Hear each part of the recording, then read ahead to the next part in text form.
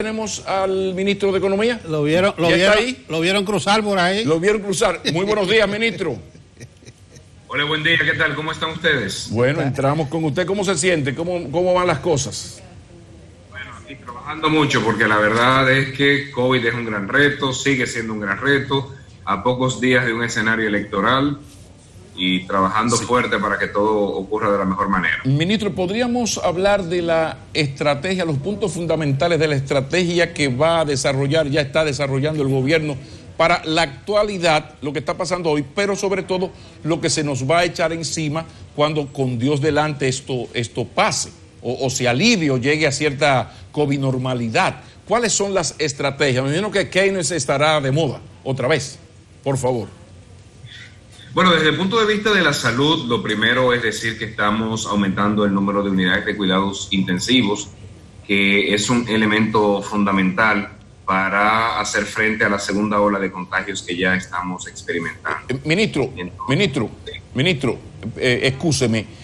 Hoy en la mañanita un comentarista hablaba de que ya está casi saturada el Gran Santo Domingo en lo que tiene que ver con unidades de cuidados intensivos. Eso es cierto, si usted tiene la información. Unidades de cuidados intensivos en el Gran Santo Domingo, ¿se está llegando ya al punto rojo? Por favor. Claro que tengo la información. Bueno, ciertamente en la provincia de Santo Domingo estamos teniendo un nivel de uso de unidades de cuidado intensivo para COVID superior al 70%. Y hago ese énfasis de para COVID porque no son todas las unidades de cuidado intensivo que tiene el sistema de salud. Son las que se han dedicado para COVID. Y se han dejado otras unidades de cuidado intensivo para otro tipo de enfermedades.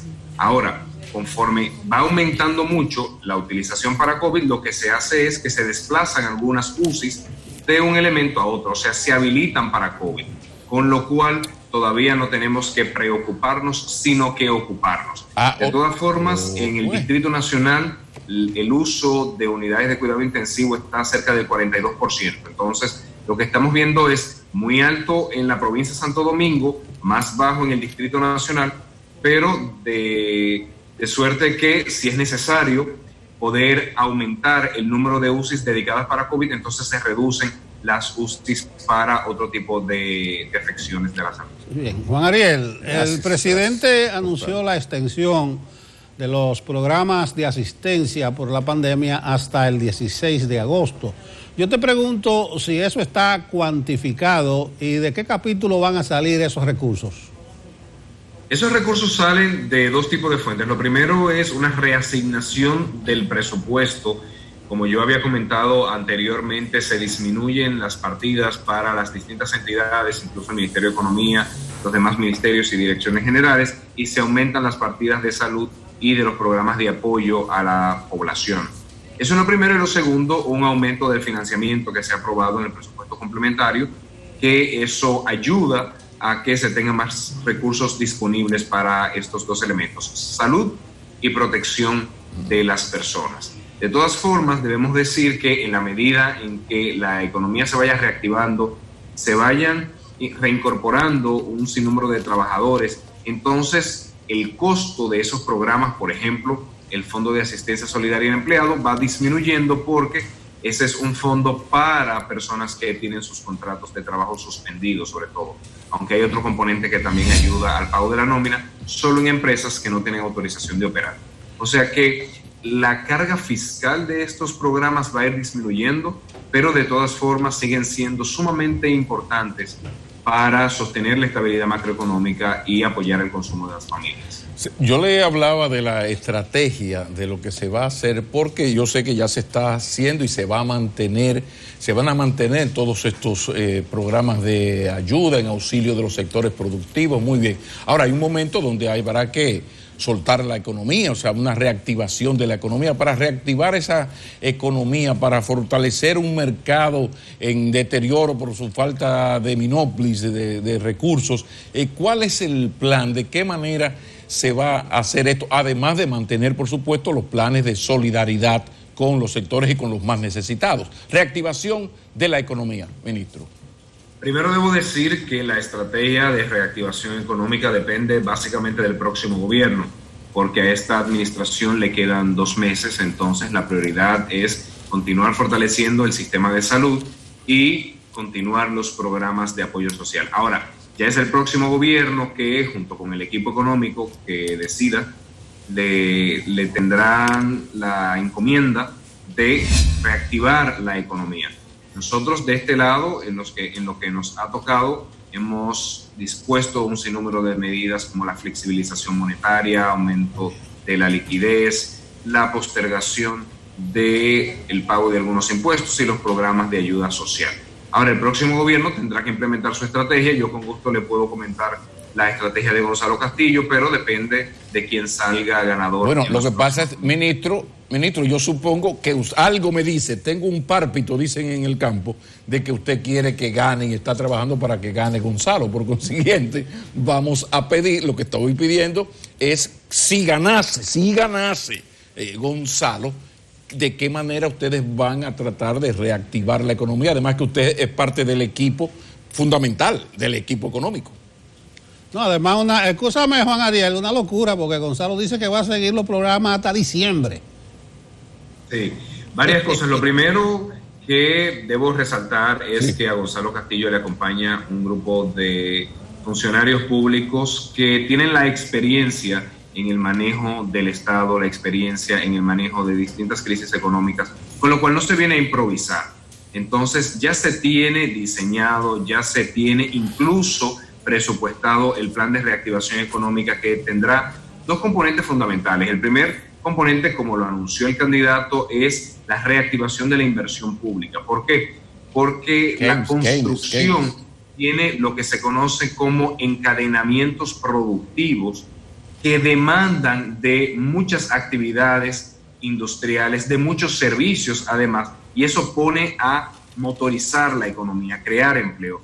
Y es por eso que el candidato Gonzalo Castillo ha anunciado desde 100.000 viviendas en todo el territorio nacional, por la importancia de que esa reactivación llegue a todos los puntos del país, hasta programas como la construcción de megaobras, Puerto de Manzanillo, carretera Santiago-Puerto Plata, a través de alianza público-privada, que ayudará a que un grupo de personas encuentre empleo no solamente en la construcción, sino en todas las industrias que tienen que suplir a la actividad económica construcción. Eso por un lado.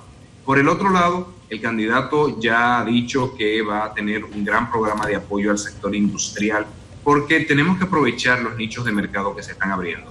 República Dominicana tiene una gran capacidad de ser la exportadora de América en temas de equipos de protección personal, mascarillas, batas, pero también en equipamientos médicos, y hemos visto cómo las zonas francas han desarrollado todo el segmento de equipos médicos y es, de hecho, nuestro principal rubro de exportación ahora mismo. Entonces, combinando apoyo a la industria y apoyo a la construcción, va a ser la principal estrategia para la reactivación económica y, como dice el candidato, para volver a como estábamos en el 2019 y a partir de ahí, entonces ya implementar un grupo de medidas que ayudará a sentar las bases para el desarrollo de la República Dominicana. Bueno, veremos en qué parará la cosa, porque con pandemia y constricción económica el futuro luce ominoso. Pero, Juan Ariel, mañana hay una cita especial, 1 de julio. El retorno laboral, la desescalada, como dicen por allá, la flexibilización, turismo y aeropuerto. Con todo y el pico que está teniendo la pandemia en el Gran Santo Domingo, incluso también en el este del país, sigue viento en popa la fase 3 y por lo menos el turismo y los aeropuertos.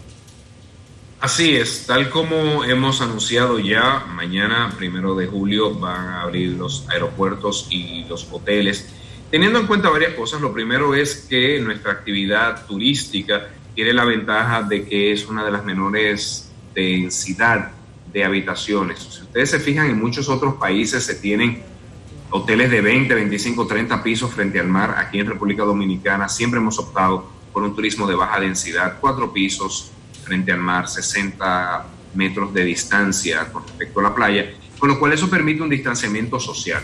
Además de que el turismo de sol y playa, que tanto se ha desarrollado en República Dominicana, tiene otra ventaja y es la ventilación natural, es el uso del sol como, digamos, uno de los principales atractivos. Entonces, se ha visto cómo sol, ventilación natural y espacios abiertos son fundamentales para prevenir un mayor contagio. Además de que tenemos aeropuertos como el Aeropuerto Internacional de Punta Cana, que puede operar con ventilación natural. Insisto, esto permite que sea mucho menor el riesgo de contagio que cuando estamos hablando de lugares cerrados con aires acondicionados. Entonces, además debo decir que se tienen protocolos diseñados para cada uno de los elementos que componen la actividad turística, desde la llegada del extranjero o incluso del dominicano residente en el exterior al aeropuerto, el transporte, incluyendo todo tipo de actividades que va a realizar en el hotel. Todo está protocolizado y estamos viendo con el sector privado ese cumplimiento de los protocolos. Incluso hay hoteles que se están certificando internacionalmente, con Mayo Clinic, por ejemplo. Entonces sí que nos hemos ido preparando para que esta apertura del turismo se haga no sin riesgo, pero con un riesgo mínimo, tanto para los turistas que nos visitan como para los dominicanos que trabajan en la actividad económica del turismo. Es importante conocer de primera mano por el más alto responsable del asunto, el ministro de Economía, ¿cuál es la calificación y clasificación de la República Dominicana en su capacidad de endeudamiento? Porque ya sabíamos que andábamos rondando el 50% del PIB en compromiso de endeudamiento, luego el FMI dice que pasó del 50, hablan del 50 y tantos. Entonces es importante saber cómo estaba, porque viene un tiempo de necesario e inevitable endeudamiento. Entonces es importante saber cómo nos ven fuera del país, como país que va a solicitar endeudarse, y cuál es nuestra capacidad real para ese, inevitable proceso de endeudamiento para relanzar la economía. ¿Cómo estamos nosotros como país? Agradezco, Pablo, esa pregunta, porque cuando hablamos de deuda tenemos indispensablemente que hablar de cómo nos evalúan los demás. Claro. Y en ese sentido nosotros podemos ver cómo la República Dominicana ha ido mejorando su calificación crediticia a lo largo de todos estos años, como reflejo de la política monetaria y la política fiscal prudente que ha llevado al país a tener uno de los mayores crecimientos económicos de nuestra historia, el mayor de la región, por cierto, en los últimos años, una baja tasa de inflación, fortalecimiento de nuestros niveles de reservas internacionales. Entonces la economía hay que verla como un todo. No se puede ver un solo indicador de cuánto es la deuda sobre PIB o el servicio de la deuda como porcentaje de los ingresos fiscales. Entonces, viendo la economía como un todo y sobre todo las agencias calificadoras, que son las que tienen su responsabilidad hacer ese diagnóstico de la deuda de República Dominicana, nosotros hemos visto cómo en algunos casos hemos mantenido nuestra calificación crediticia que teníamos anteriormente con perspectiva estable. En otros casos ha bajado, y ha bajado como está pasando en los distintos países donde por el deterioro del panorama internacional pues se va bajando la calificación crediticia. De todas formas, República Dominicana, por decir algo, en Fitch Ratings está en BB negativo, con una calificación mejor que el promedio de América Latina, y sobre todo el spread de la deuda. Esa diferencia entre la tasa de interés de la deuda de República Dominicana y la que se consideraría como una deuda libre de riesgo, por decir algo, como es la estadounidense, ese spread de la deuda ha ido bajando durante todos estos años. O sea que los agentes internacionales están viendo con ojos muy positivos a la República Dominicana. Y es fundamental que las próximas autoridades y el próximo gobierno mantenga esa estabilidad económica, ese manejo prudente de la política económica que hasta el momento ha tenido la República Dominicana para poder continuar con espacio de endeudamiento que será tan importante en los próximos meses e incluso en el próximo año, porque ciertamente la política fiscal debe jugar un rol estabilizador del ciclo económico. Y en estos momentos el hecho de que nuestra política fiscal pueda ayudar a las familias y ayudar a las empresas es fundamental, y eso depende más que nada de la confianza que se tenga en la política económica del gobierno. Juan Ariel, una última pregunta de mi parte, y es si el gobierno va a continuar al margen del debate de los fondos de pensiones. La pregunta es pertinente porque ya los diputados del partido oficial votaron a favor. Bueno, Como nosotros sabemos, el poder legislativo es un poder independiente del Estado, hay que respetar las decisiones que se van tomando en ambas cámaras. De todas formas, decir que desde el Poder Ejecutivo siempre hemos dicho que aunque suena tentador esa propuesta de retirar hasta el 30% de los fondos de pensiones, hay que tener cuidado, hay que mantener sobre todo la estabilidad macroeconómica, hay que evitar que esa monetización de más de 140 mil millones de pesos termine siendo inflacionaria y termine generando una devaluación. Entonces entiendo a los congresistas que quieren apoyar a los ciudadanos y ciudadanas en estos momentos de dificultad, pero el apoyo tiene que ser cauto y nosotros en el equipo económico de la actual administración entendemos que es mejor mantener el apoyo desde el punto de vista de los programas del gobierno y no desde la monetización de esa cantidad de dinero por el efecto que puede tener en devaluación e inflación. O sea que el equipo económico no está de acuerdo con esto del 30% de los fondos de pensiones. Como equipo económico, ¿ustedes respetan a la Cámara de Diputados? La misma motivación o el mismo interés de ayudar a cientos de miles de familias dominicanas, pero preferimos otros instrumentos como los programas que se han implementado hasta el momento, FASE, Quédate en Casa y PAMI. O sea que ya será una decisión del presidente, comité político, Senado de la República, controlado por el PLD, quien ellos tomarán el camino de aceptar o no aceptar. Pero como equipo económico, ustedes ven que no sería el camino ideal. ¿Es así? Así es. Muchísimas gracias, ministro. Juan Ariel Jiménez Feliz de compartir con ustedes. Sí. Buen resto del día. Un placer. Juan Ariel Jiménez y Núñez, el joven ministro de Economía, nos ha acompañado. Vamos a una pausa.